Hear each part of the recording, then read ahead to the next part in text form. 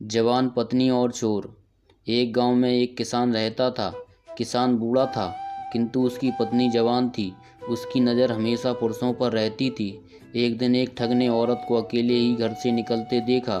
ठग ने उस औरत का पीछा किया। जब वह औरत एकांत जगह पर पहुंच गई तो ठग उसके पास आया और बोला, मेरी पत्नी का देहांत हो चुका है और मैं आपको पसंद करता हूँ, तो आप मेरे साथ चलिए। औरत बोली, यदि ऐसी बात है तो मैं आपके साथ चलने के लिए तैयार हूँ, क्योंकि मेरा पति वृद्ध हो चुका है। वह हिलने डुलने के लायक भी नहीं है।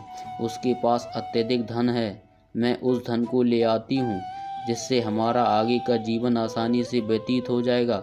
ठग ने कहा, ठीक है, कल भोर के समय तुम इसी स्थान पर आ जाना, फिर हम यहाँ से आगे साथ चलेंगे। औरत अपने घर आ गई और अपने पति के सोने का इंतजार करने लगी।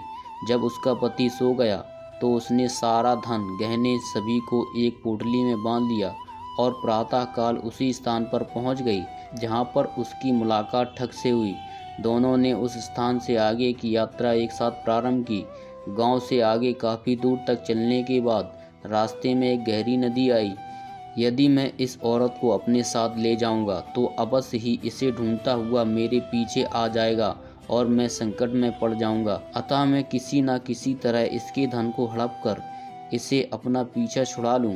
यह सोचकर ठग बोला, नदी बहुत गहरी है, मैं तुम्हें और सामान को साथ लेकर नदी पार नहीं कर पाऊंगा, तो मैं पहले सामान को उस ओर ले जाता हूँ, फिर तुम्हें अपनी पीठ पर बैठाकर नदी पार करवा दूंगा। औरत ने उसकी बात मानकर धन की पोटली ठग को दे दी। ठग बोला, तुम्हारे गहने और भारी वस्त्र भी मुझे दे दो, ताकि अगली बार नदी पार करने में आसानी होगी।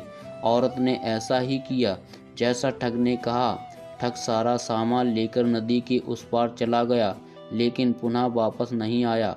औरत अपने कर्मों के कारण कहीं की नहीं रही। अपने हित के लिए गलत मार्ग कभी नहीं अपनाना चाहिए। यदि आपको ये वीडियो अच्छी लगी हो तो कृपया वीडियो को लाइक तथा चैनल को सब्सक्राइब करें तथा कमेंट में